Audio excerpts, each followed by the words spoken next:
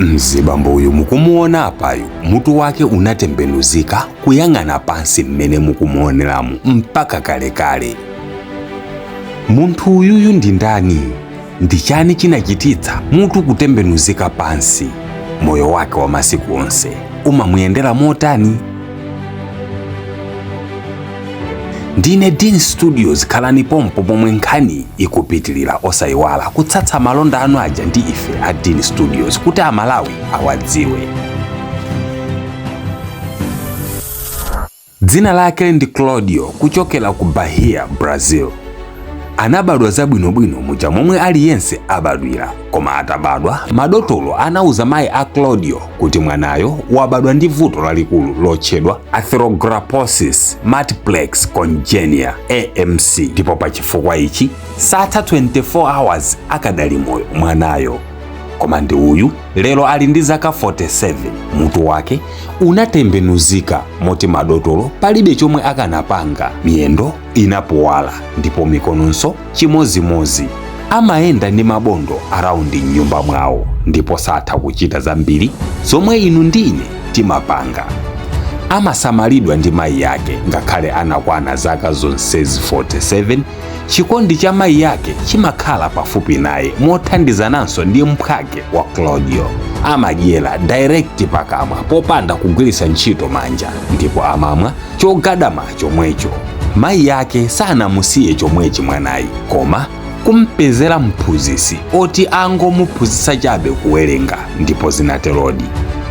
Claudio amawerenga mwinanso kuposa ena alungalunganu, ngakhale kuti zambiri mayiwa amamuchitira, koma payekha Claudio amatha kuwerenga zinthu pa foni pogwiritsa ntchito lilime, kudina ndi limoti ndi lilime ndi zina zing'ono.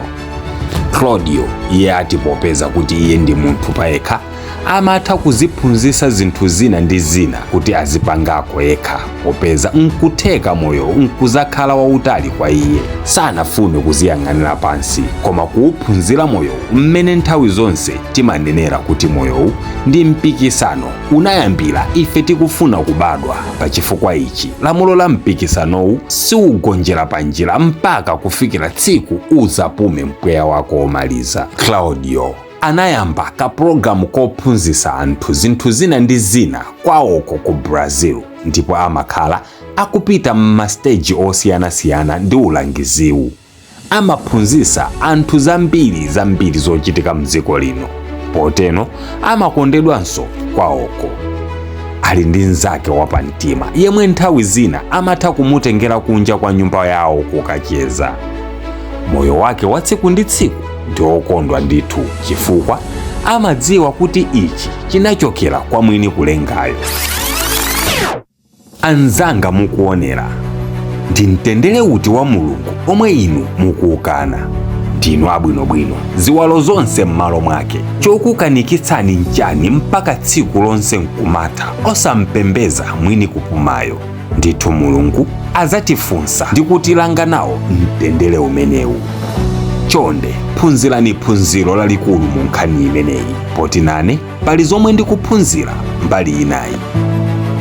Mwinatu nkutheka mano anu anathimbirira ndipo mukamaseka nkumabisa kukamwa, apo kambina sikakumagwedera mokwanira.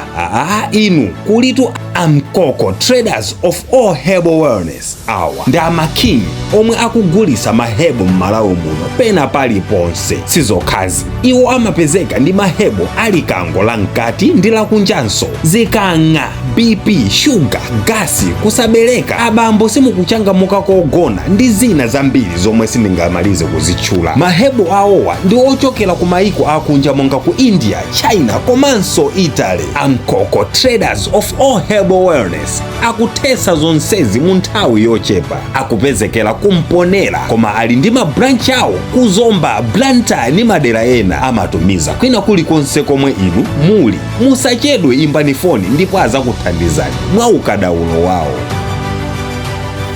Osayiwala kupanga share. Claudio.